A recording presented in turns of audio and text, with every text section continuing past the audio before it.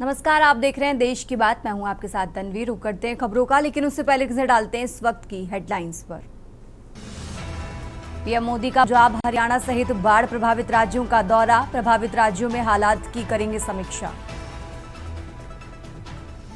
भारत दौरे पर आएंगे मॉरिशस के प्रधानमंत्री। 9 से 16 सितंबर तक भारत दौरे पर रहेंगे मॉरिशस के पीएम। संयुक्त राष्ट्र महासभा में भारत का प्रतिनिधित्व करेंगे विदेश मंत्री एस जयशंकर। 27 सितंबर को विदेश मंत्री संबोधित करेंगे महासभा। मुंबई में अनंत चतुर्दशी से पर की धमकी। मुंबई पुलिस को व्हाट्सएप पर धमकी भरा मैसेज। श्रीनगर की हजरत बल दरगाह में अशोक स्तंभ से विवाद। शिलापट्ट तोड़कर राष्ट्रीय प्रतीक हटाया। लोग बोले ये धार्मिक भावनाओं के खिलाफ।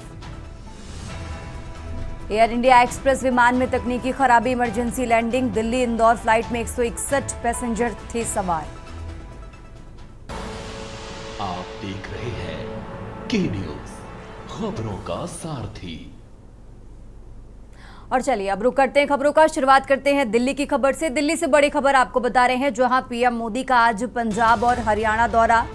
पीएम आज बाढ़ प्रभावित राज्यों का दौरा करेंगे।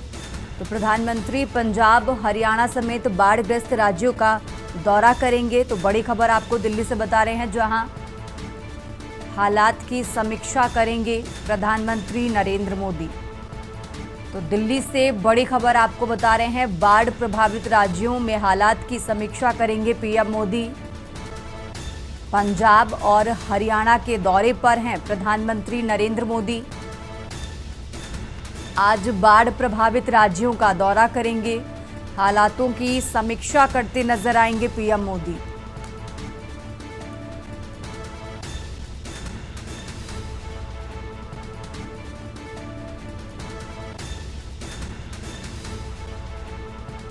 तो प्रधानमंत्री नरेंद्र मोदी का आज पंजाब और हरियाणा दौरा है। आज बाढ़ प्रभावित राज्यों का दौरा करेंगे पीएम मोदी। बड़ी खबर आपको दिल्ली से बता रहे हैं, जहां बाढ़ग्रस्त राज्यों का दौरा करेंगे। हालातों की समीक्षा करते नजर आएंगे प्रधानमंत्री नरेंद्र मोदी।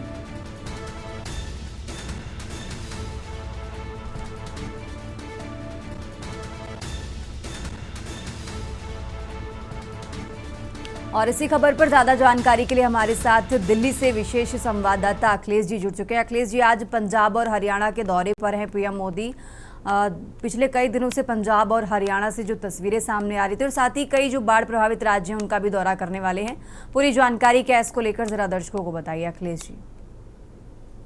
देखिए, तो आपको बता दें कि प्रधानमंत्री नरेंद्र मोदी आज बाढ़ प्रभावित राज्यों का दौरा कर रहे हैं और बाढ़ग्रस्त इलाके हैं उनका हवाई सर्वेक्षण करेंगे। हवाई दौरे के बाद जिला प्रशासन और सरकार के तमाम जो अधिकारी हैं उनके साथ बैठक भी करेंगे और वहां के हालात का जायजा लेंगे कि वर्तमान स्थिति क्या है, बाढ़ से कितनी तबाही हुई है और जो तबाही के शिकार लोग हैं उनको राहत कितनी पहुंची है, क्या राहत पहुंचाने में किसी तरह की समस्याएं आ रही हैं, उसको लेकर क्या कदम उठाए गए हैं, क्या प्रशासनिक स्तर पर केंद्र सरकार को चिट्ठियां लिखी गई हैं, केंद्र सरकार की तरफ से उनको क्या राहत और तमाम चीजें की सुविधाएं जो मिल रहा है, चाहे वो एसडीआरएफ की सुविधाएं हो, चाहे एनडीआरएफ की सुविधाएं हो, खाद्य रसद का मामला हो, तमाम तरह की चीजों को लेकर एक समीक्षा बैठक भी प्रधानमंत्री की वहाँ के प्रशासनिक अधिकारियों के साथ मौके पर रहेगी।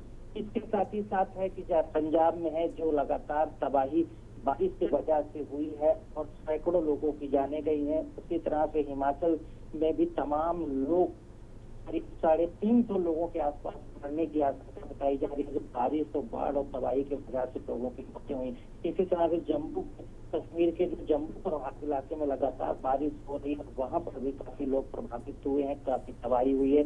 तो इन तमाम क्षेत्रों को लेकर प्रधानमंत्री आज हवाई सर्वेक्षण करेंगे और मौके पर जाकर वहां पर अधिकारियों से बात भी करेंगे और मौके का जायजा भी लेंगे। ठीक है अखिलेश जी, बहुत बहुत शुक्रिया आपका तमाम जानकारी दर्शकों तक पहुंचाने के लिए। और ये दिल्ली से बड़ी खबर आपको बता रहे हैं, पंजाब और हरियाणा के दौरे पर हैं पीएम मोदी। आज हालातों की समीक्षा करते नजर आएंगे प्रधानमंत्री नरेंद्र मोदी।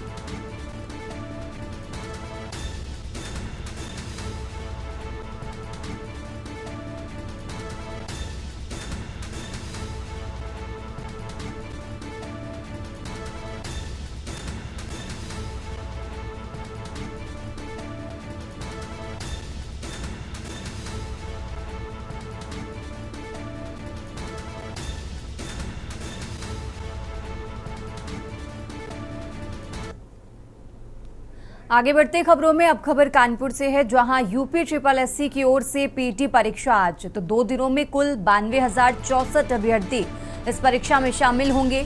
आपको बता दें 6 सितंबर और 7 सितंबर को यानी आज और कल पीटी परीक्षा होगी। प्रत्येक पाली में करीब 23,016 परीक्षार्थी बैठेंगे। 65 सेक्टर और 65 स्टेटिक मजिस्ट्रेट तैनात किए गए हैं। सीसीटीवी कैमरों से भी निगरानी होगी।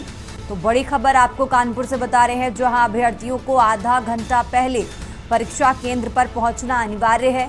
एडमिट कार्ड और फोटो पहचान पत्र साथ लाना भी अनिवार्य है। तो नगर आयुक्त ने सफाई पेयजल की व्यवस्था के आदेश दिए हैं। कानपुर से बड़ी खबर आपको बता रहे हैं, जहां पीटी की परीक्षा 2 दिन में कराई जा रही है। आज और कल ये परीक्षा हो रही है।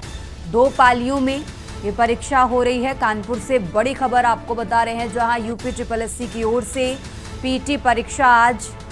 तो 2 दिनों में कुल 92,064 अभ्यर्थी इस परीक्षा में शामिल होंगे। 6 और 7 सितंबर को पीटी परीक्षा होगी। ये बड़ी खबर आपको कानपुर से बता रहे हैं।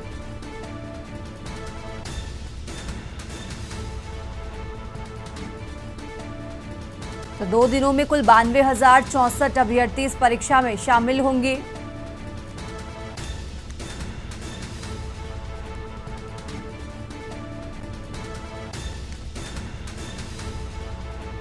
और इसी खबर पर ज्यादा जानकारी के लिए हमारे साथ मोहित पांडे जुड़ चुके हैं। मोहित, जिस तरीके से पीटी परीक्षा आज और कल 2 दिन में 2 पालियों में हो रही है, सबसे पहले जो परीक्षा सेंटर हैं उनके बाहर क्या कुछ इंतजाम आपको प्रशासन की तरफ से नजर आ रहा है? कुल मिलाकर प्रशासन इस परीक्षा को लेकर कितना अलर्ट है? मोहित, मैं आपको बता दूं, मैं सुन रहा हूँ परीक्षा केंद्र में, और जो भी छात्र हैं वो परीक्षा केंद्र आ चुके हैं। जो परीक्षा केंद्रों में सीसीटीवी कैमरों से निगरानी होगी, और जो भी छात्र अंदर जाएगा उनकी प्रॉपर तरीके से चेकिंग करने के बाद अंदर उन्हें जाने दिया जाएगा। ये परीक्षा 2 पालियों में चलेगी। पहली 10 बजे से 12 बजे तक, और दूसरी पाली है 3 बजे से शाम 5 बजे तक। टोटल अगर बात करी जाए तो 2 दिन परीक्षा होगी और 3,000 कुछ छात्र परीक्षा देंगे। मोहित, और जिस तरीके से आप परीक्षा केंद्र के बाहर मौजूद हैं, तो जो बच्चे जिस तरीके से परीक्षा केंद्रों पर पहुंच रहे हैं, क्या जो परीक्षा केंद्र बनाए गए हैं वो रेलवे स्टेशनों से, बस अड्डे से कितनी दूरी पर उनको पहुंचने में किसी तरीके की कोई परेशानी तो नहीं हुई है? मोहित, मैं बता दूं कि कानपुर सेंट्रल स्टेशन हो चाहे कानपुर का बस अड्डा हो, परीक्षा जो केंद्र है वो नजदीक बनाए गए हैं। छात्रों को कोई दिक्कत नहीं हो रही है। वहीं रेलवे की तरफ से 10 बसें चलाई जा रही हैं जो परीक्षा केंद्रों तक जाएंगी। और आप देख सकते हो परीक्षा केंद्र में खड़ा हूँ, परीक्षा चालू होने वाली है, और जो भी परीक्षार्थी उनकी प्रॉपर तरीके से चेकिंग हो रही है। चेकिंग करने के बाद उन्हें अंदर आने दिया अंदर उनकी एंट्री हो रही है, और जो भी परीक्षार्थी परीक्षा देंगे, और कहीं ना कहीं सीसीटीवी कैमरे से पूरे स्कूल को फ्लैश किया गया है। बिल्कुल मोहित, और जिस तरीके से हम एंट्री की बात कर रहे हैं, तो कितनी लेयर में परीक्षार्थियों की चेकिंग हो रही है, ताकि जिस तरीके से बच्चे उसके बावजूद भी नकल वगैरह लेके अंदर पहुंच जाते हैं, तो कितनी लेयर में बच्चों की चेकिंग करके उसके बाद उन्हें एंट्री दी जा रही है? मोहित, ये जो परीक्षा होनी थी 10 बजे तो परीक्षा स्टार्ट होनी थी। जो परीक्षार्थी थे सुबह से ही 8 बजे 9 बजे परीक्षा केंद्र अपने पहुंच गए थे। परीक्षार्थियों की प्रॉपर तरीके से चेकिंग हो रही है। सेक्टर मजिस्ट्रेट की तैनाती करी गई है, और वहीं सुरक्षा कर्मी है, पुलिस है, और भी स्कूल प्रशासन से सारे अधिकारी मौजूद है। उनकी प्रॉपर चेकिंग तरीके से परीक्षार्थियों को अंदर जाने दिया जा रहा है। ठीक है मोहित, बहुत बहुत शुक्रिया आपका तमाम जानकारी दर्शकों तक पहुंचाने के लिए। और ये कानपुर से बड़ी खबर आपको बता रहे हैं, जहां यूपी SSSC की ओर से पीटी परीक्षा का आयोजन किया गया है, और प्रशासन इस परीक्षा को लेकर पूरी तरह से अलर्ट है। 2 दिन में 2 पालियों में ये करवाई जा रही है, और परीक्षा केंद्र पर अभ्यर्थियों का आधा घंटा पहले पहुंचना अनिवार्य है। इसी के साथ एडमिट कार्ड और फोटो पहचान पत्र साथ लाना भी अनिवार्य है। तो नगर आयुक्त ने सफाई पेयजल की भी व्यवस्था के आदेश दिए हैं। प्रशासन इस परीक्षा को लेकर पूरी तरह से अलर्ट है।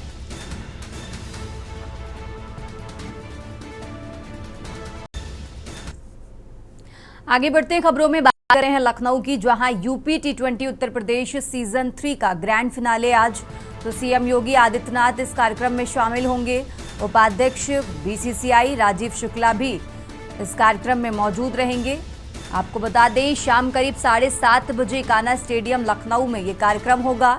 तो लखनऊ से बड़ी खबर आपको बता रहे हैं। राजधानी लखनऊ से अहम जानकारी आपको बता रहे हैं, जहां यूपी T20 सीजन 3 का ग्रैंड फिनाले आज।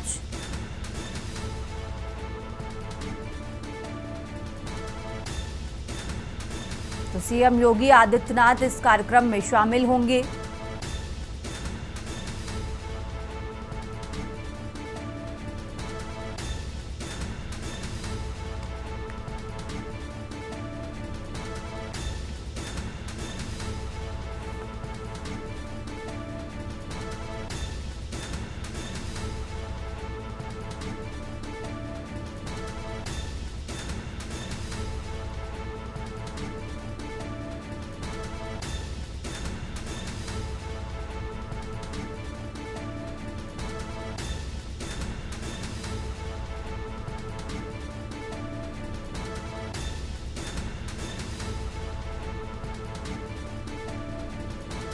और इसी खबर पर ज्यादा जानकारी के लिए हमारे साथ मनीष तिवारी जुड़ चुके हैं। मनीष, इस तरीके से जानकारी मिल रही है कि यूपी T20 लीग सीजन 3 का ग्रैंड फिनाले आज है।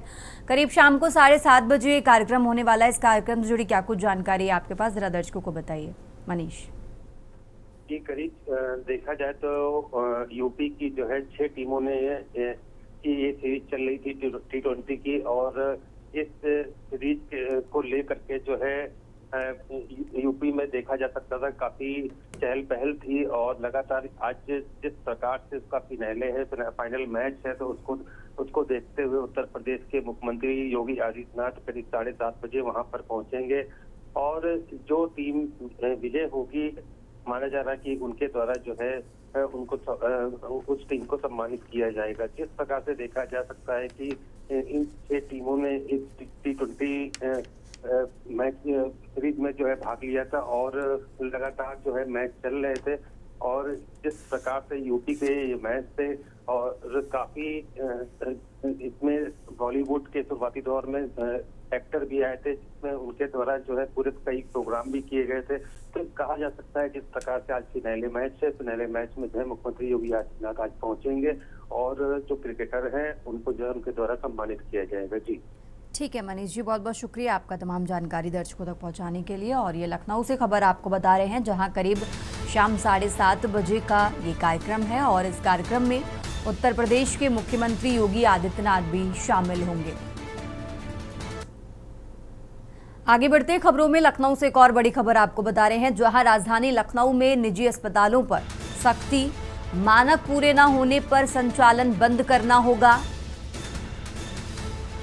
तो शासन के आदेश पर बनी 3 सदस्यीय कमेटी हर माह निजी अस्पतालों का अब निरीक्षण होगा।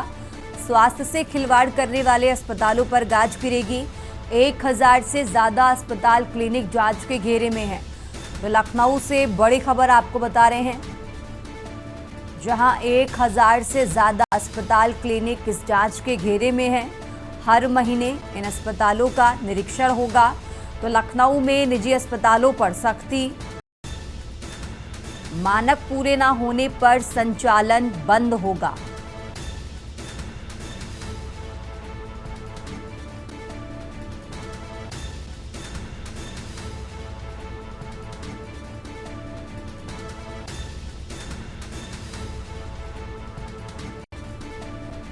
शासन के आदेश पर 3 सदस्यीय कमेटी का गठन किया गया है। देश की बात में फिलहाल यहां रुकते हैं एक छोटे से ब्रेक के लिए। आप देख रहे हैं के न्यूज, खबरों का सारथी। रोज सब्जी का स्वाद बढ़ाए और घर वालों का प्यार पाए, गोल्डी सब्जी मसाले। गोल्डी लाए हैं फ्रेश लॉक टेक्नोलॉजी, जो रखे मसालों को हर समय फ्रेश। केसरिया से मन जोगी हुआ रे, दिल झूमे देखो मतवारा हुआ रे। केसरिया से मन जोगी हुआ। हर पल मनाओ केसरी त्योहार। विमल, बोलो जुबान केसरी। आप देख रहे हैं के न्यूज, खबरों का सारथी। ब्रेक से वापस आ चुके हैं। रुक करते हैं खबरों का। खबर सीतापुर से है। सीतापुर से खबर आपको बता रहे हैं, जहां शारदा नदी का कहर 40 गांव पानी में डूबे हैं, तो गांव को जाने वाला संपर्क मार्ग भी टूट गया है। सीतापुर से खबर आपको बता रहे हैं, जहां गांव में छत पर रहने को ग्रामीण मजबूर हैं। लगातार शारदा नदी का पानी घरों में घुसा है। प्रशासन द्वारा क्षेत्रीय अधिकारी भी लगाए गए हैं। तो लहरपुर तहसील के तंबौर कस्बे व अन्य गांव भी डूबे हैं। दर्जनों परिवार घरों में कैद रहने को मजबूर हैं। सीतापुर से खबर आपको बता रहे हैं, जहां प्रशासन द्वारा क्षेत्रीय अधिकारी लगाए गए हैं। लहरपुर तहसील के तंबौर कस्बे व अन्य गांव भी डूबे हैं। दर्जनों परिवार घरों में कैद रहने को मजबूर हैं। तो शारदा नदी का कहर है, 40 गांव पानी से डूबे हैं। ग्रामीण अपने घरों की छत पर रहने को मजबूर हैं। गांव को जाने वाला संपर्क मार्ग भी टूटा।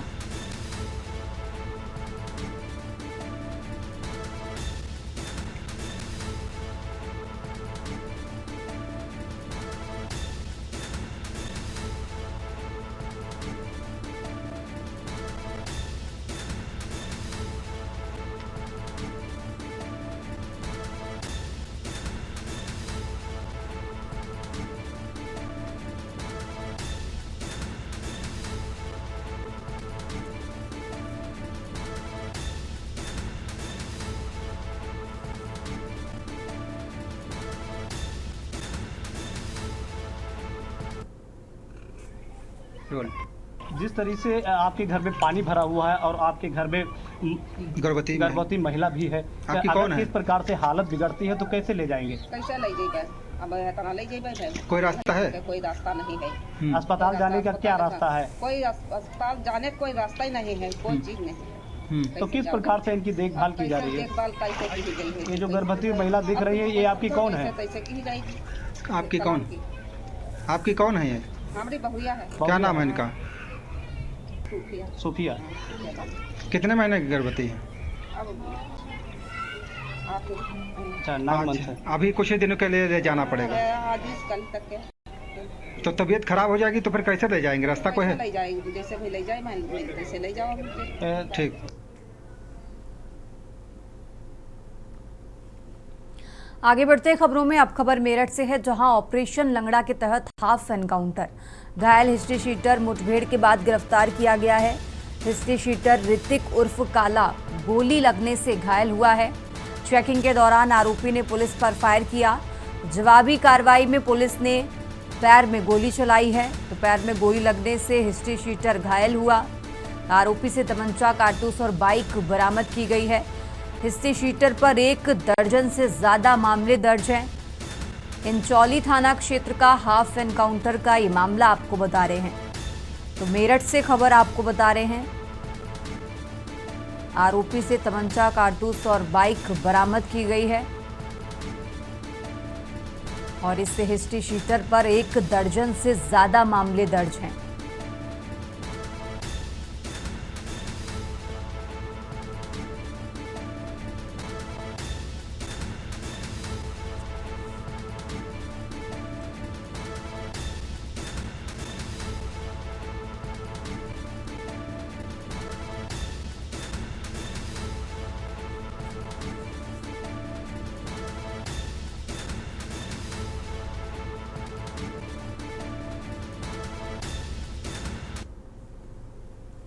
थाना इंचौली क्षेत्र अंतर्गत इंचौली से नगला शेखू की तरफ जाने वाले रास्ते पे पुलिस द्वारा रात में पेट्रोलिंग की जा रही थी। इस दौरान नगला शेखू की तरफ से एक बाइक सवार तेजी से आ रहा था। जब उसे रोककर चेक करने का प्रयास किया गया तो अचानक उसने अपनी बाइक मोड़ दिया, जिससे बाइक फिसल गई और वो गिर गया। पुलिस टीम द्वारा घेराबंदी किए जाने पे उसने पुलिस की चेकिंग टीम पे फायर कर दिया।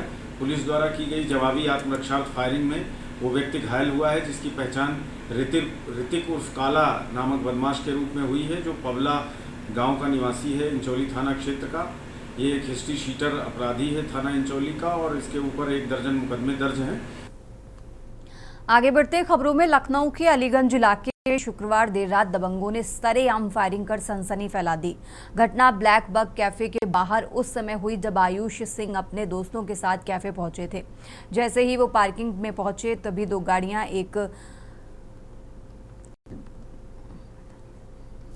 पीड़ित आयुष सिंह के अनुसार हमलावरों में शिवम सिंह, विवेक तिवारी उर्फ हनी, रजत चौधरी, अर्पित मिश्रा समेत अन्य लोग शामिल थे।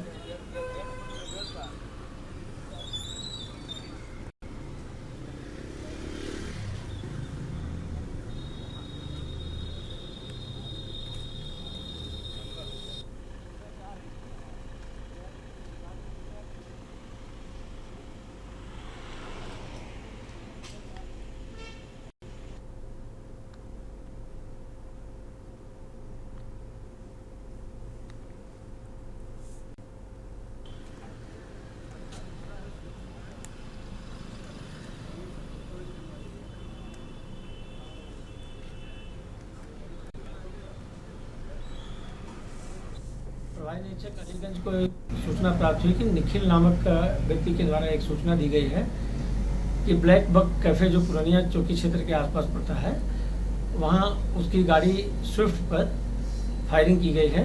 इस सूचना पर प्रभारी निरीक्षक और उच्च अधिकारीगण के द्वारा जाकर घटनास्थल का निरीक्षण किया गया। साथ ही आसपास के सीसीटीवी फुटेज खंगाले जा रहे हैं। घटना के संबंध में तहरीर प्राप्त कर आवश्यक विधिक कार्रवाई अमल में लाई जाएगी। मौके पर शांति है, अन्य विधिक कार्रवाइयां प्रचलित हैं। आगे बढ़ते हैं खबरों में। लखनऊ के पारा थाना क्षेत्र स्थित डॉक्टर खेड़ा पुलिस चौकी में देर रात नशे में धुत दो लोगों छात्र अजय गोस्वामी और उसके भाई मनोज गोस्वामी ने जमकर बवाल किया। आरोप है कि दोनों ने चौकीदार और चौकी इंचार्ज को पीटने के बाद वहां रखे सरकारी दस्तावेज फाड़ डाले और चौकीदार की जेब से करीब 1300 रुपए लूट लिए। पुलिस के अनुसार रात करीब 1:30 बजे पारा के मोनार्क सिटी निवासी अजय और मनोज चौकी में घुसे और चौकीदार लाल बहादुर उर्फ लाला को पीटना शुरू कर दिया। अजय ने सिर से चौकी की खिड़कियों के शीशे तोड़े और एसी और फर्नीचर की क्षतिग्रस्त भी कर दिया। वहीं मौजूद चौकी इंचार्ज राजकुमार सिंह को भी हमला कर घायल कर दिया। घटना की सूचना पर पारा थाने की पुलिस मौके पर पहुंची और रात करीब 2:30 बजे अजय गोस्वामी को भागते समय गिरफ्तार कर लिया, जबकि मनोज अंधेरे का फायदा उठाकर मौके से फरार हो गया। अजय पर आपको बता दें पहले से ही 10 आपराधिक मुकदमे दर्ज हैं। अजय की गिरफ्तारी की खबर मिलते ही शुक्रवार सुबह उसके पिता नंदकिशोर, बहनोई कुणाल मिश्रा, पत्नी मिथिलेश और बहन कमलेश थाने पहुंचे और हंगामा शुरू कर दिया। बार बार समझाने के बावजूद नहीं माने, जिसके बाद चारों ओर शांति भंग की धाराओं में केस दर्ज कार्रवाई गई है। पुलिस ने बताया कि मनोज की तलाश में दबिश दी जा रही है और उसे भी जल्द गिरफ्तार कर लिया जाएगा।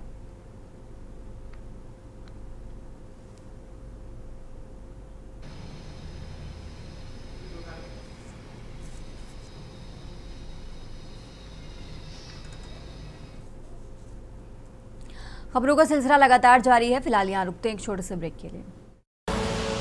आप देख रहे हैं के न्यूज, खबरों का सारथी।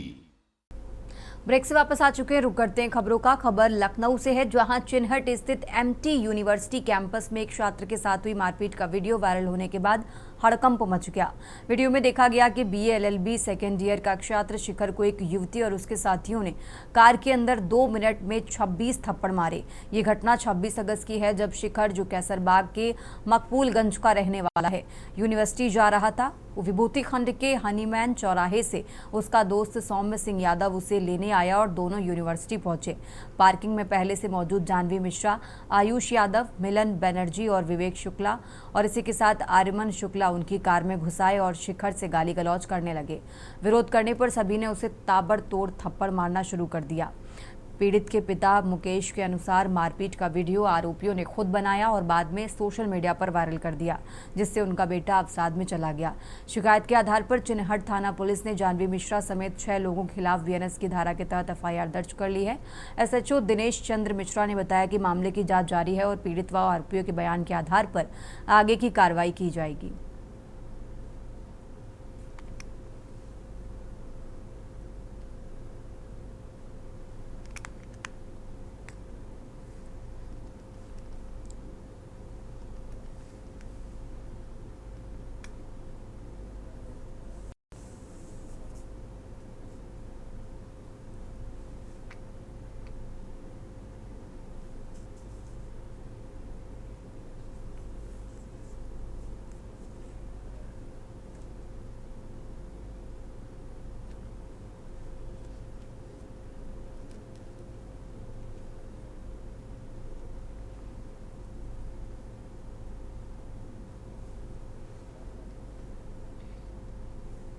आगे बढ़ते खबरों में अब खबर हरदोई से है, जहां दहेज हत्या में वांछित आरोपी पति गिरफ्तार। मृतका के परिजनों ने दर्ज कराया था मुकदमा। पति जवाहर पर लगाया था दहेज प्रताड़ना का आरोप। तो बिलग्राम कोतवाली के बिंधौरी गांव का ये मामला आपको बता रहे हैं। हरदोई से खबर आपको बता रहे हैं, जहां दहेज हत्या में वांछित आरोपी पति गिरफ्तार। मृतका के परिजनों ने दर्ज कराया था मुकदमा। पति जवाहर पर दहेज प्रताड़ना का आरोप लगाया था। बिलग्राम कोतवाली के बिंधौरी गांव का ये मामला आपको बता रहे हैं।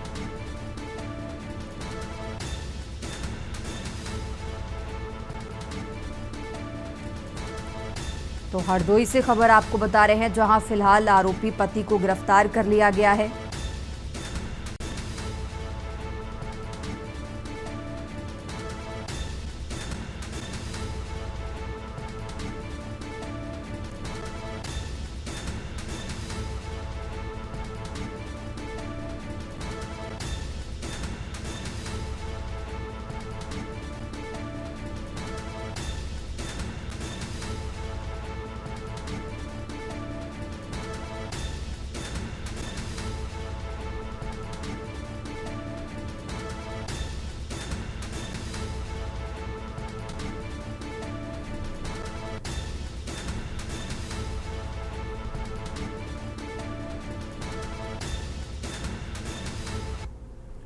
और अब बात कर रहे हैं लखनऊ की, जहां राजधानी की पीजीआई पुलिस पर गंभीर आरोप। पीड़िता से 2 महिला कांस्टेबल ने बदसलूकी और मारपीट की है।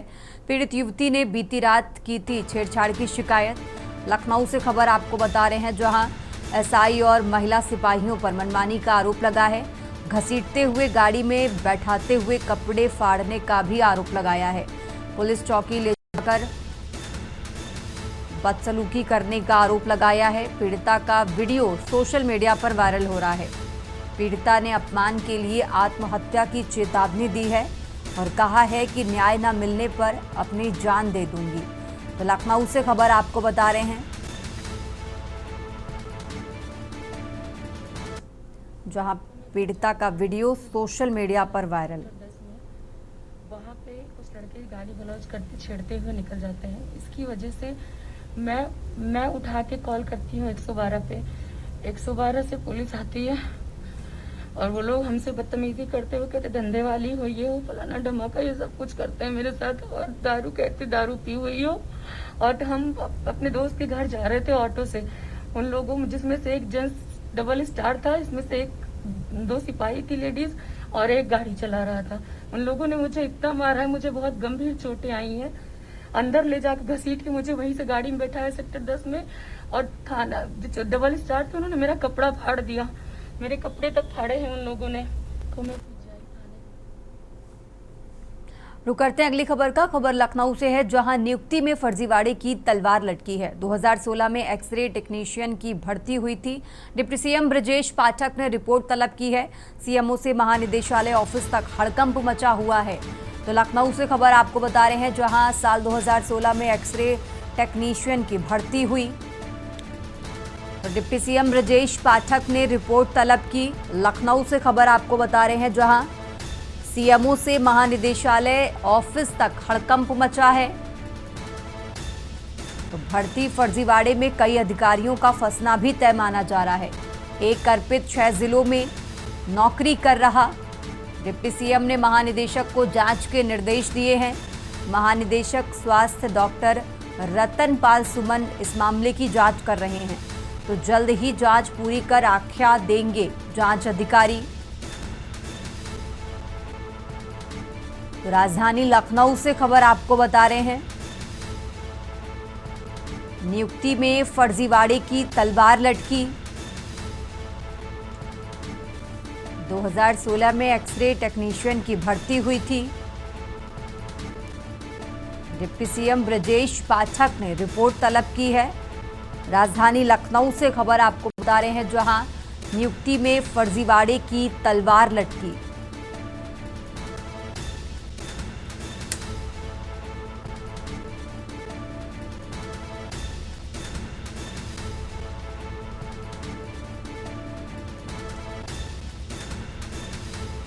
तो सीएमओ से महानिदेशालय ऑफिस तक हड़कंप मचा है। भर्ती फर्जीवाड़े में कई अधिकारियों का फंसना तय माना जा रहा है।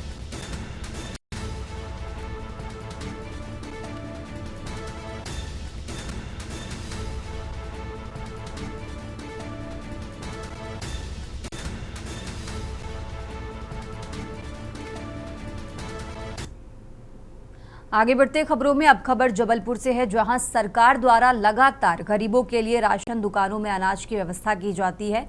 वहीं राशन दुकानों के संचालक अपने कर्तव्यों का दुरुपयोग करते हैं, जिसमें कुछ दुकानों में राशन कम देना, पैसे ज्यादा लेना, राशन के लिए बार बार गरीबों को परेशान करना। इन्हीं सब बातों को देखते हुए चिन्हित की गई लगभग 11 राशन की दुकानों के 33 लोगों पर प्रशासन द्वारा फिर दर्ज की गई है एफआईआर। अब सोचने वाली बात यह है कि जबलपुर की राशन की दुकान सुर्खियों में क्यों बनी हुई है। कभी राशन चोरी करते हुए वीडियो वायरल होता तो कभी गरीबों को परेशान करते हुए वीडियो सामने आते हैं। अब देखना यह होगा कि इस कार्रवाई में क्या दुकान संचालक सुधरेंगे या नहीं।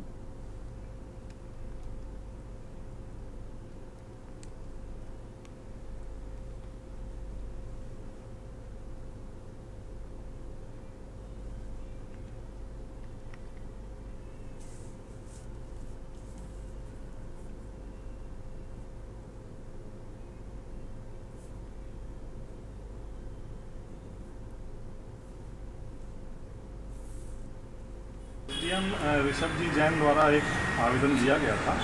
थाना क्राइम ब्रांच में उस पर एफआईआर दर्ज की गई है, जिसमें ये बताया गया है कि वर्ष 2022 में स्टॉक के साथ छेड़ाछेड़ी की गई है। 11 उसमें सहकारी समितियां हैं जिनके पीओएस के माध्यम से वो धोखाधड़ी की गई है। उसमें एक एफआईआर दर्ज की गई है धारा 420 ईसी एक्ट 35 और 66 आईटी एक्ट के तहत मुकदमा दर्ज किया गया है, जिसमें 33 आरोपी हैं, 29 सहकारी समिति के पदाधिकारी और 4 सरकारी।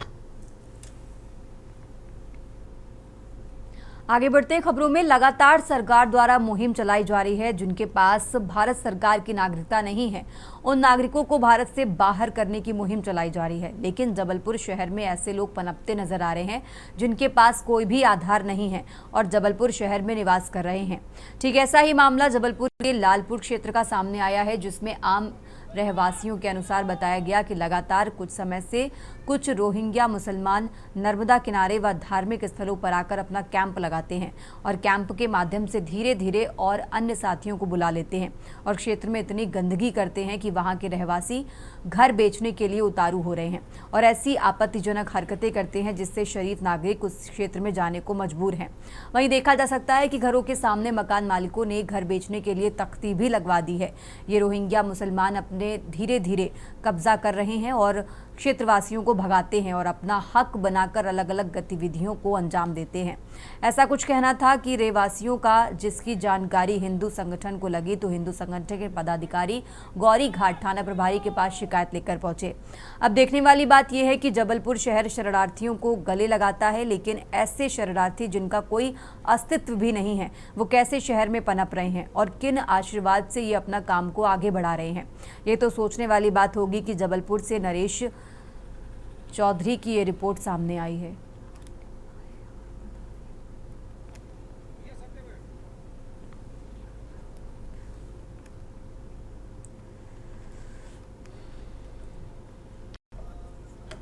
यहाँ लालपुर एक बस्ती है जहाँ पर के कुछ ग्रामीण आए थे ये शिकायत लेकर कि यहाँ पर बाहर के कुछ लोग आकर रह रहे हैं और अवैधानिक गतिविधियाँ संचालित हो रही हैं। उस संबंध में उन्होंने एक आवेदन दिया है और जांच कराने की मांग की है।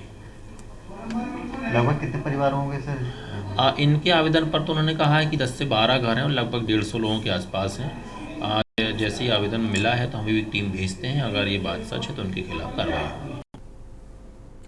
आगे बढ़ते हैं खबरों में। खबर भोपाल से है, जहां पर कांग्रेस मीडिया विभाग के अध्यक्ष मुकेश नायक ने प्रेस कॉन्फ्रेंस करते हुए सरकार पर गंभीर आरोप लगाए हैं।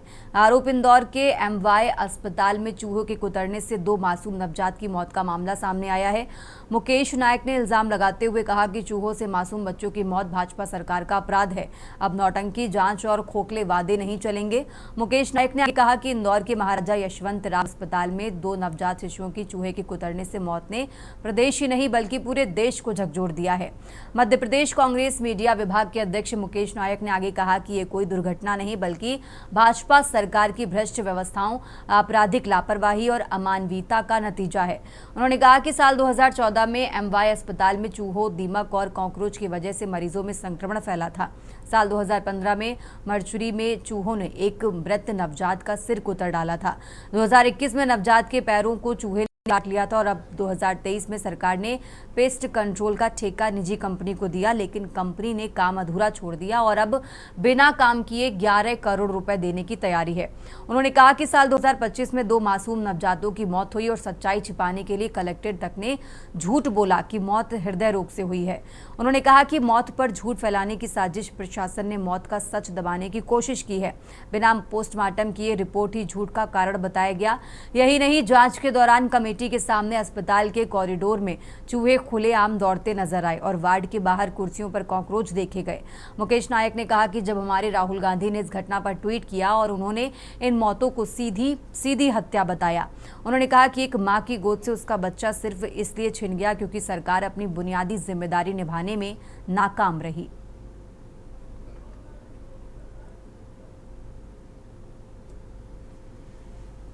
हम लोग जब सड़क पर उतरते हैं ना तो लोग कहते हैं ये राजनीतिक आंदोलन है। ठीक है, हम लोग सड़क पर उतर रहे, हम यूरिया को लेकर सड़क पर नहीं उतर रहे, हम वोट चोरी को लेकर सड़क पर नहीं उतर रहे,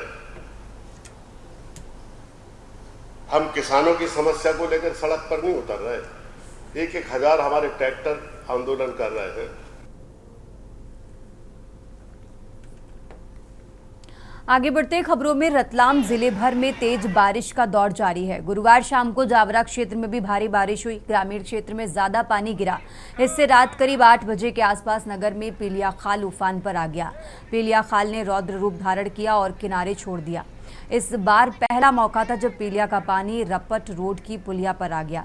वहीं हाथीखाना क्षेत्र जलमग्न हो गया है। कई घर और दुकानों में जलभराव हुआ। उदासी की बाड़ी में नगर पालिका और पटवारी टीम ने कई लोगों को रेस्क्यू करके स्कूलवा मंदिर परिसर में शिफ्ट किया।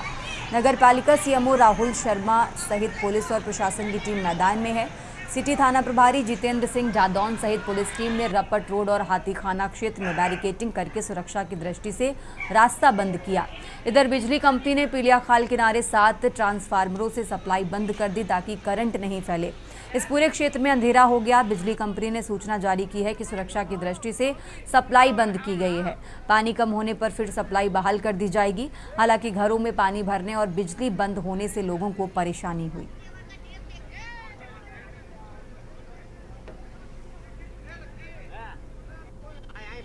बच्चा पूरा गरीब बेके चला गया। नहीं कुछ भी नहीं है, एक बर्तन भी नहीं बचा, सब बर्तन बेके चले गए पानी में। अनाज भी नहीं है खाने के लिए। कहाँ था आपका घर और कितने परिवार आपके साथ में? हम तो 9 जने हैं। अच्छा, किस साइड पे मकान है आपका? पंचवा पुल के पास ही है। बारिश अधिक होने के कारण? हाँ, बारिश अधिक होने के कारण हुआ। आगे कोई मांग करी सरकार से? करी सर, सुविधा करेंगे हमारी।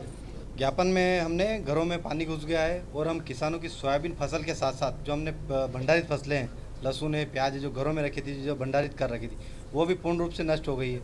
हमारे किसान भाइयों के जो पशु थे, कुछ पशु बह के चले गए हैं और जो खाद्यान्न रखा था घरों में खाने के लिए, वो भी पूर्ण रूप से नष्ट हो गया है और अत्यधिक नुकसान हुआ है।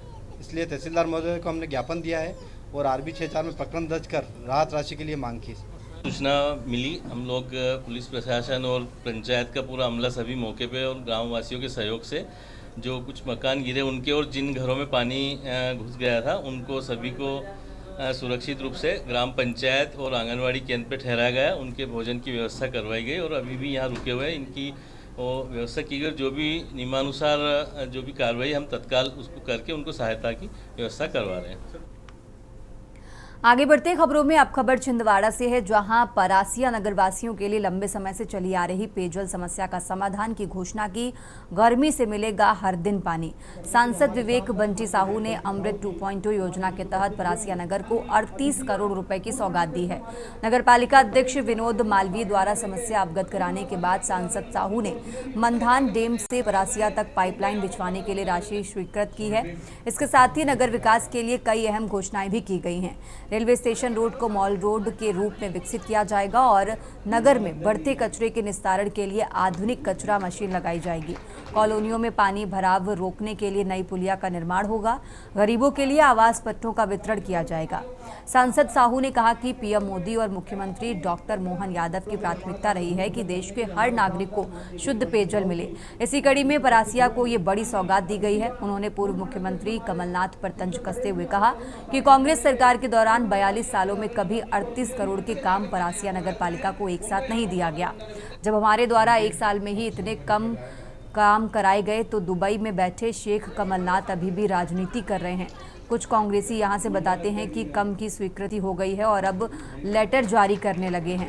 कार्यों की स्वीकृति के लिए शासन को भेजने लगे हैं। सांसद विवेक बंटी साहू ने शिक्षा और स्वास्थ्य को अपनी प्राथमिकता बताते हुए सांसद ने कहा कि परासिया नगर के विकास के लिए कोई कसर नहीं छोड़ी जाएगी। हमारे सांसद माननीय विवेक बंटी साहू जी हमारे बीच उपस्थित हुए हैं। अतिथिगण तो 4 लेन है, डिवाइडर लगा हुआ है, तो परासिया तक होना चाहिए कि नहीं होना चाहिए? होना चाहिए कि नहीं होना चाहिए? तो मैंने उसका प्रपोजल बनवा के भिजवा रहा हूँ। माननीय मुख्यमंत्री जी से बात करेंगे, माननीय गडकरी जी से बात करेंगे और बहुत जल्द इसकी स्वीकृति हम यहाँ पर दिलवाएंगे। लेकिन हम काम कर रहे हैं, गडकरी जी से मिल रहे हैं, 2,500 करोड़ रुपए की सड़कें मिल गई, स्वीकृत हो गई, तो वो शेख कमलनाथ जी दुबई से चिट्ठी लिखते हैं।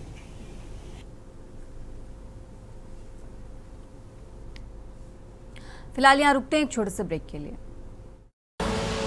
आप देख रहे हैं के न्यूज़, खबरों का सारथी। ब्रेक से वापस आ चुके हैं, रुक करते हैं खबरों का। छिंदवाड़ा मोहखेड़ विकासखंड मुख्यालय में जश्न ईद मिलादुन्नबी पर एक विशाल रैली निकाली गई, जिसमें मुस्लिम समाज के सभी सदस्यों ने भाग लिया। इस रैली ने मोहखेड़ नगर में भ्रमण किया, जहां जगह जगह मुस्लिम समुदाय द्वारा भंडारा आयोजित किया गया। इसी क्रम में मोहखेड़ जनपद पंचायत सदस्य रशीम साहू के निवास स्थान पर रैली का पुष्पहारों के साथ स्वागत किया गया, जिससे मुस्लिम समाज ने सराहना की है। बता दें कि पूर्व में भी जनपद पंचायत सदस्य के पति सरपंच पद पर रहते हुए इस कार्यक्रम में बढ़ चढ़कर हिस्सा लेते आए हैं और आज की इस रैली में जिला पंचायत सदस्य मदन साहू, पूर्व सरपंच श्याम साहू, मनोज साहू, विनोद सुनेजा, मोनू साहू सहित बड़ी संख्या में हिंदू समाज के बंधु भी उपस्थित रहे।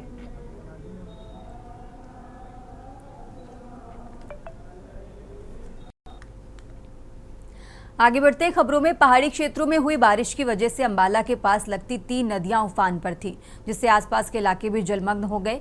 वहीं इस जलमग्न की वजह से जिन लोगों को नुकसान हुआ है वो क्षतिपूर्ति पोर्टल के जरिए उसमें देख सकते हैं और इसके लिए उन्हें अपने सभी डॉक्यूमेंट्स पोर्टल पर अपलोड करने होंगे। बता दें कि पहाड़ों में हुई भारी बारिश की वजह से अंबाला के पास लगती घग्गर और टांगरी नदी लोगों के लिए आफत बन गई थी। इस दौरान आसपास के इलाके पूरी तरह जलमग्न हो गए हैं, जिसकी वजह से लोग सड़कों पर आ गए हैं। इस बाढ़ की वजह से लोगों को भारी नुकसान झेलना पड़ा है, लेकिन अब इस नुकसान की भरपाई हरियाणा सरकार करने जा रही है, जिसके लिए जल्द ही शांतिपूर्ति पोर्टल को खोला जाएगा। ज्यादा जानकारी देते हुए उपायुक्त अंबाला अजय तोमर ने बताया कि लोगों को जितना भी नुकसान हुआ है उसके लिए आई क्षतिपूर्ति पोर्टल को जल्दी शुरू कर दिया जाएगा। डेफिनेटली देखिए नुकसान काफ़ी हुआ है, बारिश भी काफ़ी है, लगातार रिपोर्टें आई, कहीं जगह पे कुछ दीवारें भी गिर गई, छत भी गिर गई, जो पशु है उनका भी नुकसान हुआ है, फसलों का भी नुकसान हुआ है। तो ऐसे में कल हमने अपनी तरफ से सरकार को चिट्ठी भेजी है कि पूरे अंबाला के लिए, गाँव एंड शहर सभी के लिए क्षतिपूर्ति पोर्टल खोला जाए, ताकि जो किसान हैं या फिर जो यहाँ के सिटीजन हैं वो अपना अप्लाई कर सके मुआवजे के लिए। आगे बढ़ते खबरों में। फरीदाबाद जिला प्रशासन के बाढ़ के अलर्ट के बाद यमुना किनारे के गांव ददसिया का जायजा लिया और बढ़ते रहे यमुना के जलस्तर से नुकसान का आंकलन भी किया है। इसमें देखने पर पता चला कि यमुना का पानी खतरनाक स्तर पर चल रहा है, जिससे कि डूब क्षेत्र में होने वाली पूरी खेती पूरी तरह से बर्बाद हो गई है। खेती करने वाले लोग दर बदर की ठोकरें खाने के लिए मजबूर हो गए हैं। ना खाने की सुविधा है और ना ही रहने का ठिकाना।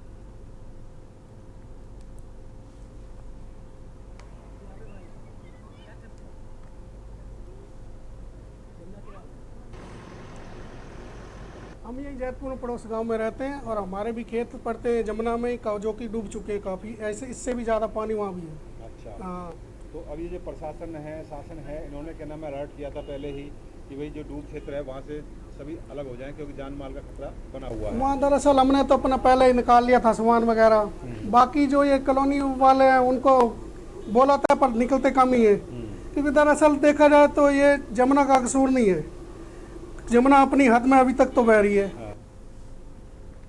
आगे बढ़ते हैं खबरों में। रोहतक उपायुक्त एवं जिला आपदा प्रबंधन प्राधिकरण रोहतक के चेयरमैन सचिन गुप्ता ने जिला के भाटौल, आसन, पाकासम और किसरेंटी व समचाना सहित आधा दर्जन से ज्यादा गांवों का दौरा किया। उपायुक्त ने कृषि भूमि से जल निकासी कार्यों का निरीक्षण किया है। मौके पर ही ग्रामीणों से बातचीत की और जल निकासी के कार्यों से अवगत कराया। साथ ही संबंधित विभाग के अधिकारियों को मौके पर आवश्यक दिशा निर्देश भी जारी किए हैं।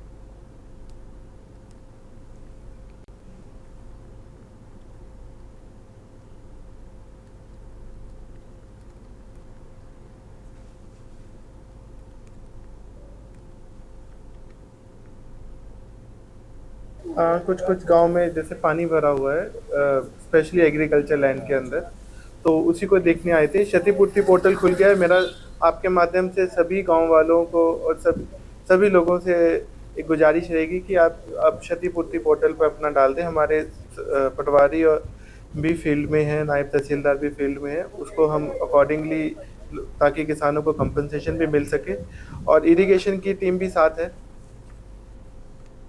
आगे बढ़ते हैं खबरों में। महेंद्रगढ़ में खेलों का बड़ा आयोजन होने जा रहा है। CBSE national basketball girls championship 2025 का आयोजन 9 सितंबर से 13 सितंबर तक Tagore senior secondary school Mahendragarh में किया जाएगा। इस प्रतिष्ठित चैंपियनशिप में देश विदेश से कुल 96 टीमें भाग लेंगी। इनमें 60 राष्ट्रीय स्तर की टीमें शामिल हैं जो सीबीएसई के 20 क्लस्टर प्रतियोगिताओं के विजेता हैं। वहीं 36 अंतर्राष्ट्रीय टीमें कुवैत, ओमान, सऊदी अरब और यूएई जैसे देशों से भाग लेंगी।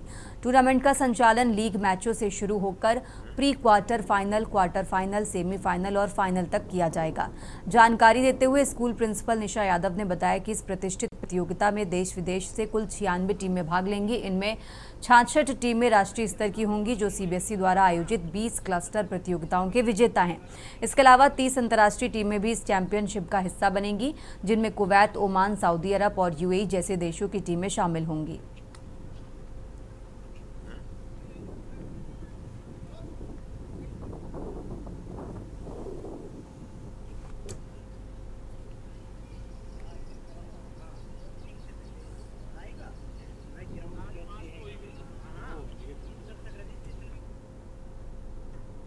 और अब खबर यमुनानगर से है, जहां शिक्षक दिवस के अवसर पर जिला विधिक सेवा प्राधिकरण और जिला बाल संरक्षण इकाई की ओर से लीगल लिटरेसी क्लब के स्कूली शिक्षकों को एक दिवसीय कार्यशाला के माध्यम से जागरूक किया गया। कार्यशाला में जिला विधिक सेवा प्राधिकरण की सचिव सीजेएम सुमित्रा कादियान ने मुख्य अतिथि के रूप में शिरकत की और सभी शिक्षकों को शुभकामनाएं दी। कार्यशाला के दौरान मुख्य अतिथि ने जिला बाल संरक्षण इकाई की एक संक्षिप्त बुकलेट का अनावरण किया, जिसमें बच्चों से संबंधित कानूनों का विवरण दिया गया। कार्यशाला के दौरान प्राधिकरण के लीगल एक्सपर्ट वीपीएस सिंधु ने कहा कि शिक्षक विद्यार्थी को जीवन जीने की कला सिखाता है और किसी भी छात्र के उज्जवल भविष्य और कामयाबी में जितनी भूमिका माता पिता की होती है उससे कहीं ज्यादा शिक्षकों की होती है। शिक्षक का विद्यार्थी के जीवन में उसे सही मार्गदर्शन से उसके विकास में विशेष योगदान होता है।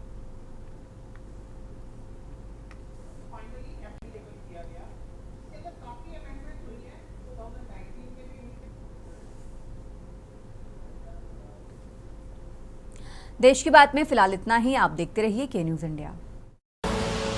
आप देख रहे हैं के न्यूज, खबरों का सारथी।